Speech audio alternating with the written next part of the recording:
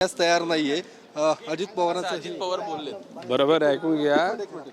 वनताऱ्यासारखा सूर्यतारा ठाणे जिल्ह्यामध्ये करण्याचं ठरवलेलं आहे. लवकरच त्याच्यातून मार्ग निघेल. पण दादांचं हे पण म्हणणं आहे की 1 कोटींच्या शेळ्या जंगलात सोडणं व्यवहार्य होणार नाहीये. ठीक आहे, दादाशी मी चर्चा करतो. वनमंत्री गणेश नाईक होते. त्यांनी अजितदारांनी पत्रकारांच्या ज्या अनौपचारिक गप्पांमध्ये जे मुद्दे उपस्थित केले होते त्यावर भाष्य केलेलं आहे.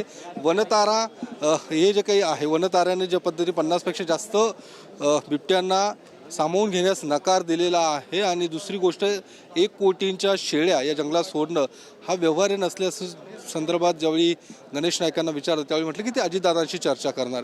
कॅमेरामन सचिन सयामसह मी योगेश बोरसे, TV9 मराठी, नागपूर.